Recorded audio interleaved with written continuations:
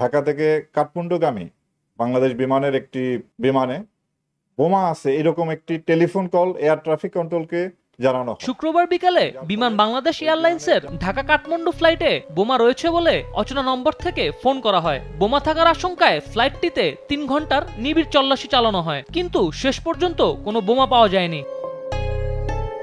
Phone কলে কেন এমন আতঙ্ক ছড়ানো হলো, কারা কি উদ্দেশ্যে বোমার আতঙ্ক ছড়ালো, বিষয়টি নিয়ে তৎক্ষণাৎ তদন্তে নেমে পড়ে র্যাপিড অ্যাকশন ব্যাটালিয়ন র্যাব। খোঁজ মেলে ফোন কলকারীর ব্যক্তির, উঠে আসে চাঞ্চল্যকর ঘটনা। শনিবার সকালেই রাজধানীর কারণ বাজারে র্যাবের মহাপরিচালক সংবাদ সম্মেলন করে জানান, পরকীয় জনিত ঘটনায় এমন কাণ্ড ঘটিয়েছেন এক গৃহবধূ। বাংলাদেশ বিমানের একটি বিমানে বোমা আছে এরকম একটি টেলিফোন কল এয়ার ট্রাফিক কন্ট্রোলকে জানানো হয় এবং যার ফলে ওই বিমানের যাত্রা স্থগিত করা হয় এবং প্রায় 3 থেকে 4 ঘন্টা তল্লাশি চালিয়ে সেখানে কিছু পাওয়া যায়নি। এই কলটি সঠিক ছিল না। পরকীয়া প্রেমিককে নিয়ে বিমানের ফ্লাইটে শুক্রবার কাঠমান্ডুতে প্রমোদ ভ্রমণে যাচ্ছিল ইমন নামের এক যুবক, আর সেই যুবকের যাত্রা ঠেকাতেই বোমা আতঙ্ক ছড়িয়েছে তার স্ত্রী ও পরিবার। ইমনের মা বিমান এয়ার ট্রাফিক কন্ট্রোলকে ফোন দিয়ে জানান বিমানে বোমা রয়েছে। ইমন নামে এক ব্যক্তি পরকীয়া প্রেমিকের সাথে নেপালে যাচ্ছিলেন ওই ফ্লাইটে। এটি ইমনের মা এবং তার স্ত্রী জানতে পারেন এবং তার যাত্রা বন্ধের জন্য তারা প্রচেষ্টা চালান, বাট কোনোভাবেই তারা সক্ষম হন না।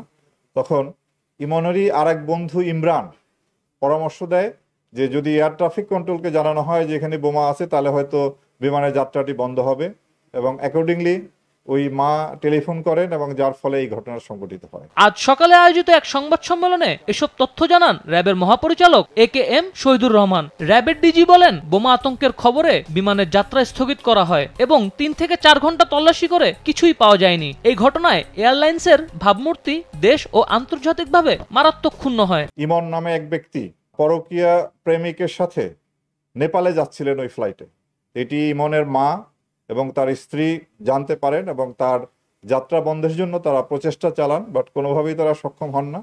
তখন ইমনেরই আর এক বন্ধু ইমরান পরামর্শ দেয় যে যদি এয়ার ট্রাফিক কন্ট্রোলকে জানানো হয় যে এখানে বোমা আছে তাহলে হয়তো বিমানের যাত্রাটি বন্ধ হবে, এবং অ্যাকর্ডিংলি ওই মা টেলিফোন করেন এবং যার ফলে এই ঘটনা সংঘটিত হয়। শুক্রবার বিকালে BG 373 ফ্লাইটটি ঢাকা থেকে কাঠমান্ডুর উদ্দেশ্যে ছেড়ে যাওয়ার কথা ছিল। তখন একটি অচেনা নাম্বার থেকে ফোন কলে বিমানে বোমা থাকার হুমকি আসে। উড়োজাহাজটি তখন 142 যাত্রী ও 7 জন ক্রু নিয়ে ট্যাক্সি করছিল। আজিজ সুপ্রিয়, নিউজ ডেস্ক, দেশ টিভি।